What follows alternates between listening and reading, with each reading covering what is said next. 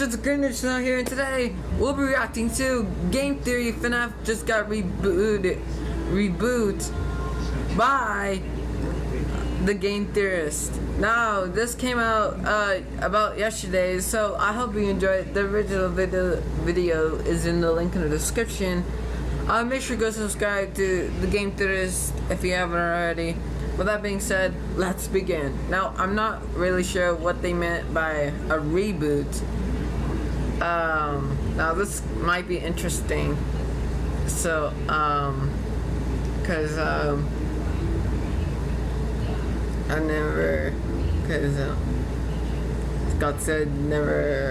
Scott never mentioned a reboot, so yeah. Ready to have your mind blown by FNAF yet again? Let's do a little trick, shall we? I'm in the process of currently downloading and installing brand new copies of each and every one of the FNAF games, so you all know that we're working with a blank slate here. But the games that we're specifically interested in are FNAF World and Ultimate Custom Night, the free ones. Huzzah for not having to buy these games for literally like the 4th time. Let me just open up both of these on the computer to show you that we are working with absolutely clean and fresh copies of both these games. Open up FNAF World. The first time that we open this, we should get that cutscene of the 2 yellow beady eyes telling us that something is happening in the world. There it is. We're just gonna wait here a second while that dramatically plays. Hit start. And you can see here, literally nothing on screen, right? We have slots 1, 2, and 3, all empty, no trophies along the bottom. And that's the important point here, right? Each time you beat the game, you get a different trophy along the bottom based on what ending you got. So notice 0 trophies, 0 endings, 0 gameplay. Okay, so we're gonna X out that. Fantastic. Hopping on over to Ultimate Custom Night, there is no high scores unlocked. We have no power-ups that have been given to us. Our office is the default office. Nothing, right? No creepy cutscenes of Toy Chica in her skimpy school uniform. Nothing. We are clean. Oh my god. Please don't bring me back to those flashbacks. Oh my god, Vietnam flashbacks. Nada. Now, let me set the scene for you, right? If you think back to the release of Ultimate Custom Night, we were all really excited to see who would be included in this mega list of who's who in the FNAF universe. This big final game to celebrate the ending of the series, burning things to the ground at the end of FNAF 6. Some of the inclusions were obvious, right? Like the 70+ versions of Freddy, Bonnie, Chica, Foxy, Springtrap, Golden Freddy, and the Puppet, right? They're in practically every game, they're super important to the lore of the games, no big surprises there. But then, with the roster... Why is there a Bonnie, why is there a Bonnie that has a Bonnie head and like a Bonnie, like a plush body? Kept expanding, you got to some weird inclusions, right? You got yourself Music Man over here. Why? El Chip, which is basically just a glorified reference to like one of his failed games before Five Nights at Freddy's. Strange, sapient pile of garbage over here. Like, not people that you would immediately think of as being included in the like must-have list of characters in this franchise. But of them all, there was one inclusion that felt the strangest of all to me. This one right here, Old Man Consequences from FNAF World. A character who, if you're not super familiar with that particular game, is your punishment for going too deep into the code of the game. You see, FNAF World is a video game that's aware that it's a game, right? Whoa. And throughout the adventure, you repeatedly have to dive into these glitches to unlock new parts of the world. But you're repeatedly warned against going more than 3 layers deep into those glitches, otherwise you're going to be trapped there forever. And wouldn't you know it, that's exactly what happens if you don't heed the warnings. You wind up at Old Man Consequences' lake, trapped. What makes it so weird to see him here, though, in Ultimate Custom Night, is that FNAF World is a game that Scott has largely disowned. He's embarrassed of it, and it's a game that's ultimately been dismissed by the fan base as non-canon, in part because of those reasons, but also in part because it seems more closely tied to the book lore than it is to the game lore. And yet, here he is. Old Man Consequences in Ultimate Custom Night, alongside characters that are definitely canonical in a game that is also canonical, right? It has the canonical ending of William Afton suffering eternal torment at the hands of Golden Freddy. It's almost like Scott Cawthon is telling us that Old Man Consequences is implicitly canonical. He's canonical by association. Oh my god. So, why do I bring all this up? Well, there's an Easter egg in Custom Night that you've probably seen back when people were playing that game, right? You set Old Man Consequences to a difficulty level of 1, and you start your night. You're gonna turn off the fan, and here we sit. There's no one here to attack us outside of Old Man Consequences, so hopefully he shows up. Oh, and here's Dee Dee, who has, by proxy of doing this, ruined our opportunity to unlock this Easter egg, so we're going to restart. Please hold for this game. We're gonna try again. Reset ventilation, thank you. Oh, there is. Boom. Good. So now, here we go, right? We're falling, quote-unquote falling, through the source code of the game. We wind up here. This is Old Man Consequences Lake, right? You may have seen this Easter egg during people's gameplays, but here we go. We go to Old Man Consequences over here, and he gives us his line, come and sit with me a while, leave the demon to his demons, rest your soul, there's nothing else. We concluded in one of our past theories about Ultimate Custom Night that this is Old Man Consequences talking to the vengeful spirit that exists inside Golden Freddy, trying to tell him, hey dude, chill out, move on with your afterlife, just let William Afton suffer on his own. Because if you listen to the audio... Right, yeah. Okay, so yeah, that was my... yeah, that's what I thought too. Audio that's playing in the background of this scene, you can definitely hear it suffering.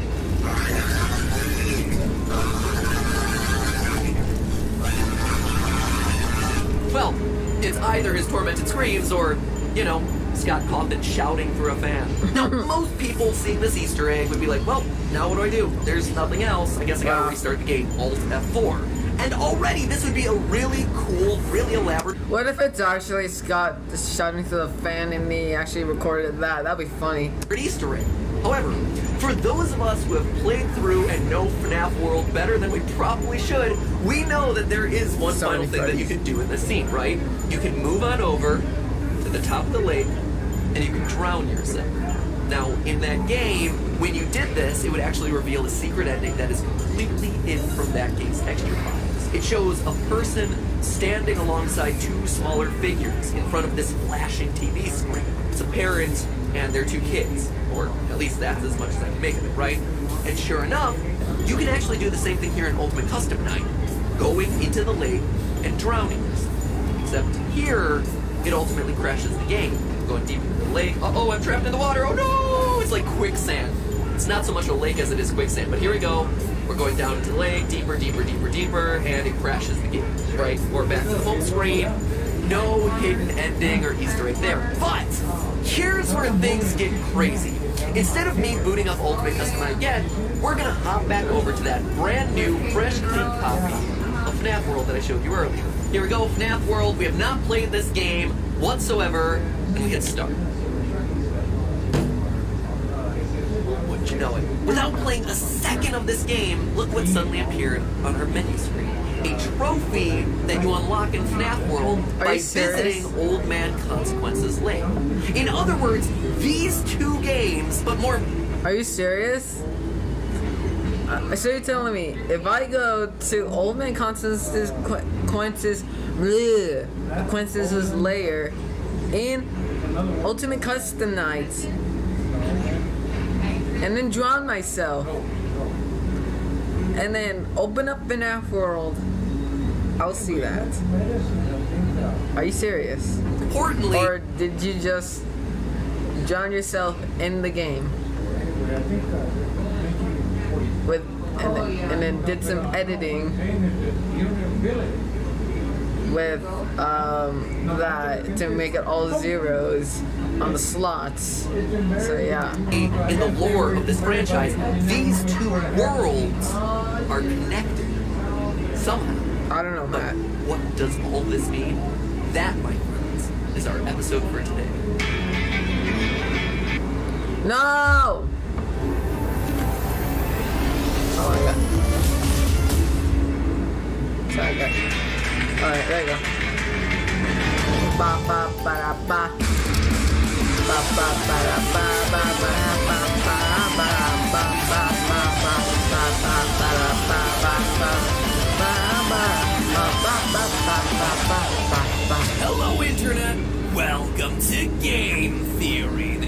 where it's always April, considering the number of Easter egg hunts we go on. So that connection between FNAF World and Ultimate Custom Night was originally discovered by Reddit user Roxas Lucario, and it ultimately hinges on an info file that collects variable information from across the various games. For instance, the first time you start up FNAF World, you're presented with an opening cutscene. Something went very wrong. That's why I'm here. I will put you back together.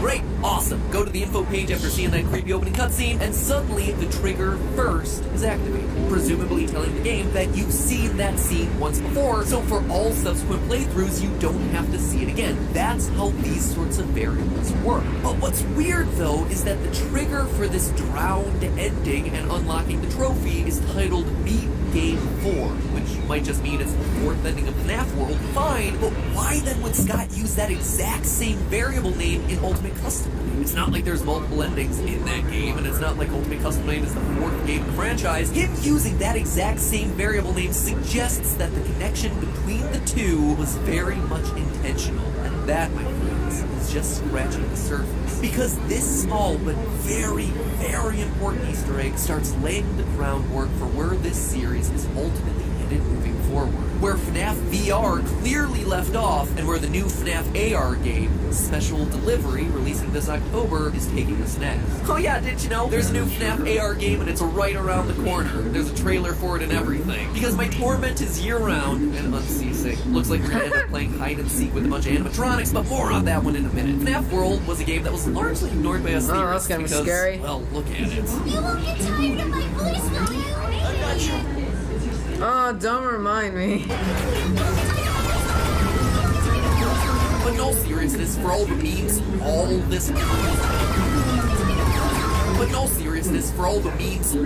this franchise has, it's never been particularly meta. The lore, on the whole, was its own self-contained story within this fictional universe. The only times things got truly meta was in FNAF World, which sure helped us to predict the appearance of Baby and Henry into the mainline games, but it was also the game where Scott Coffin literally appears as the final boss, complaining about how sick he was of pumping out new games for our insatiable appetite for animatronic dad. Scott, you're our mama bird, my friend. Puke that sweet, sweet lore down into my gullet. But you can see why most of us would take this as a joke, right? Scott isn't a character in the FNAF universe, so it has to be just another game for the lols. Except now, Scott is a character in the games. As of FNAF VR, it's revealed to us that Scott, since the beginning, has played a critical role in the lore of the FNAF universe. We know that Fazbear Entertainment has developed something of a bad reputation over the last few decades, and while it's true that some stories associated with our name were loosely based on actual events, the majority of them were total fabrications from the mind of a complete lunatic while suspended. And if that wasn't explicit enough, the secret tapes hidden throughout the game make it even clearer. They lied to me. They lied to all of us. They told us that the whole point of this VR game was to undo the bad PR done by a rogue indie game developer who supposedly made up a bunch of crazy stories that tarnished the brand. Don't have to tell me twice, that rogue indie developer is obviously Scott. That's just where it begins, because FNAF World was trying to tell us something else about where this franchise was headed. Video games crossing into the real world and vice versa. You see, FNAF World is a lot of things. A lot of things. But its main plot revolves around the aftermath of FNAF 4. We're told when we first boot up the game that something has happened out there in the real world, and it's having an effect in here, Sanctuary, the world of this particular game. From there, the rest of the game features a main quest that's completely you could go through this entire game and never come across the actual real plot of this thing. The only way that you would know about this is by accidentally lingering on the first dialogue boxes of the game, which in turn releases glitched 8-bit Fredbear. He's here, he's there, he's everywhere, everywhere. Who are we gonna call? Glitched 8-bit Fredbear. This, in turn... Oh god, that scared me. Unlock separate missions to find clocks, and it's here that we find our first instance of video game to real life crossover. You see, each clock is a minigame that connects back to FNAF 3 and all the individual steps necessary to unlock the Happiest Day cutscene. That game's good and canonical ending. If you think way back to that game, it always bothered me that punching random blocks on a wall or double-clicking a random poster in your real-life security office was somehow allowing us to put the spirits of the dead children. But FNAF World gave us an explanation even though we ignored it back at the time. FNAF World, the game, or more accurately, the spirits that are trapped existing in that game's code were able to push out and affect changes IRL through those minigames. My pet is getting somewhere. Ooh. So that's how you get these kind of video gamey moments in what is otherwise a realistic, albeit haunted setting. Now, why is any of this important? Why are we talking about it now, so many years after these games were first released? Because it's only starting to matter now. It's exactly what we saw happen at the end of FNAF VR Help Wanted. That game established sentient code that was looking to escape from its video game prison. It was just junk, circuit boards and things like that. Looked pretty old. Somehow, though, there was usable code on some of it. It seemed to take hold by itself. Things started changing. What I'm saying here is that in the official lore of the series, official lore that is apparently dating back further than we would have expected, computer code is somehow able to store the minds or spirits or whatever of these characters and eventually rebirth them out into the real world if the right steps are taken. See also Pet Scott. And in FNAF VR, we see an instance of this happening. William Afton, who was trapped in the circuit boards, was released into the code of this new game, Help Wanted, where he then took the form of Glitch Trap until finally, through us playing the game and collecting the tapes and putting the pieces back together, was able to escape again. But this time, he was able to escape not just from circuit boards, but out into the real world. All of it. All of this goes back to the story that FNAF World was trying to tell us years ago. The story that we all didn't take seriously because the final boss was literally an impervious rainbow. Are you kidding me? Come on! Yep. What?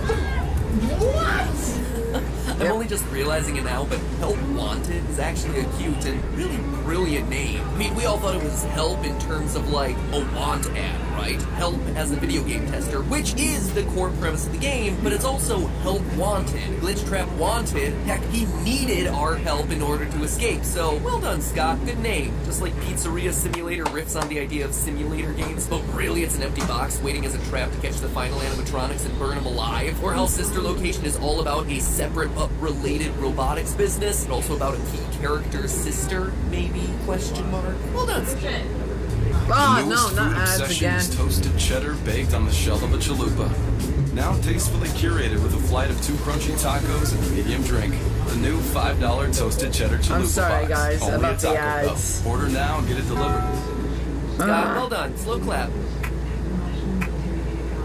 Now, you might be thinking, wow, malicious code, people trapped in video games? This sounds nothing like the original story that started off this whole franchise. And yeah, that's entirely the point. The old story of Five Nights at Freddy's was, at least in part, a complete lie. They lied to us. They told us that the whole point of this VR game was to undo the bad PR done by a rogue indie game developer. But that's not true at all. Fazbear Entertainment hired the game developer. Those indie games were designed to conceal and make light of what happened. This isn't just an attempt to rebrand. It's an elaborate cover-up. Let me rephrase what we just heard. Scott is one of the bad guys. Based on the lore in Help Wanted, he was hired on by Fazbear Entertainment to create the FNAF games, give us the spooky ghost stories that exist within them, and in turn distract us from the real truth. Distract us away from what Fazbear's goals really were. He was lying to us. If FNAF VR's tapes are to be believed, pretty much everything we know from the first 3, at least, but maybe even 4, 5, heck, 6 games could all be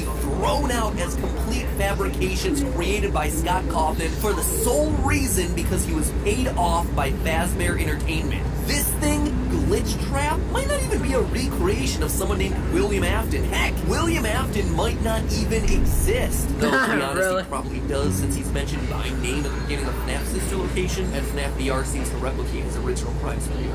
So I'm gonna assume that some of that is actually true. The long story short here is that FNAF VR, in making Scott part of the Fazbear cover-up, is the franchise's way of rebooting the story for the next generation, telling us that with FNAF VR, we're starting an entirely new lore. In disowning Scott's story as lies, it's explicitly telling us that everything we've known up to this point is wrong. It's a distraction. Instead, the real story, the story that's going to be told to us via the next generation of Five Nights at Freddy's games, is carrying forward the core themes and ideas that were first introduced to us back in FNAF World. A story of video games, code, all coming to life and crossing over into the real world. And funny enough, if we look back to FNAF World, it was trying to tell us the truth about this theme the entire time. As 8-Bit Glitch Bear tells us in that game, don't be deceived by the one pulling the strings. It's why Scott is technically the final boss of the game, but the true ending, the clock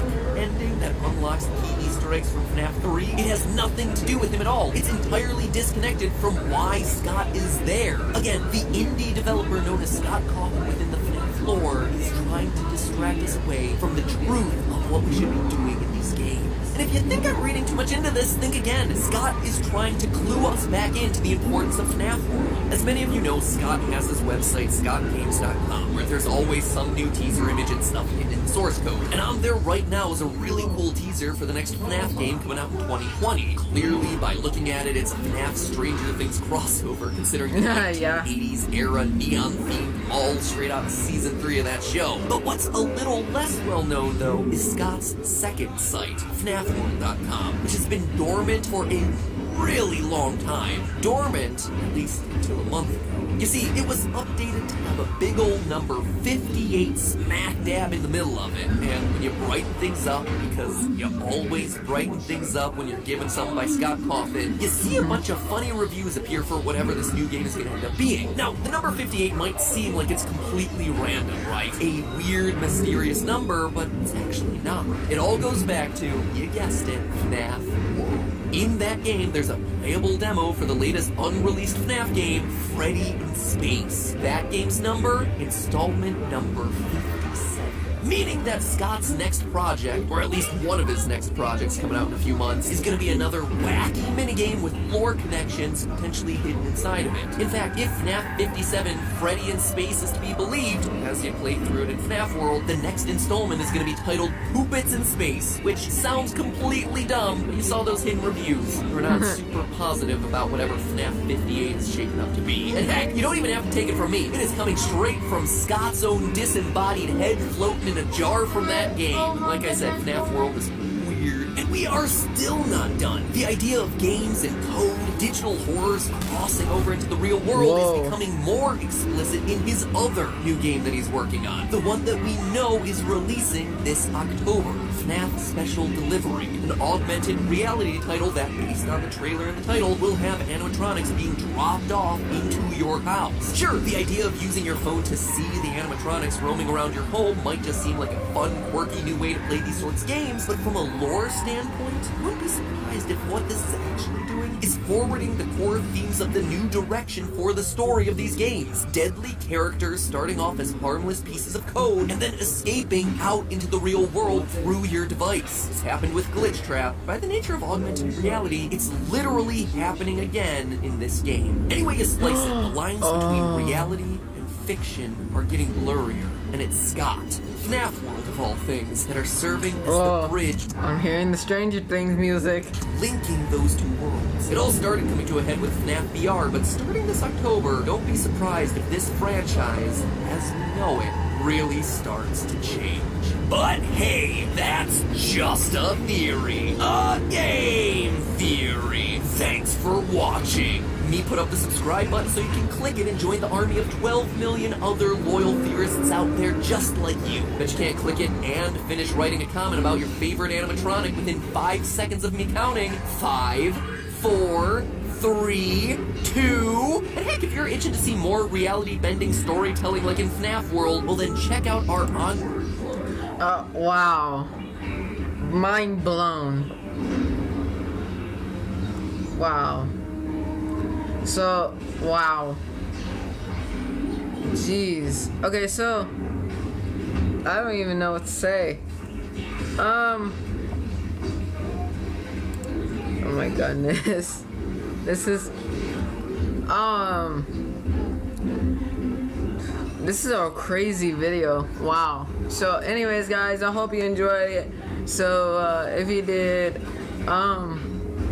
leave a like, comment down if you do agree with this video theory, subscribe to the channel, hit that notification bell, and I'll see you guys next time. Ninja go! Peace out guys.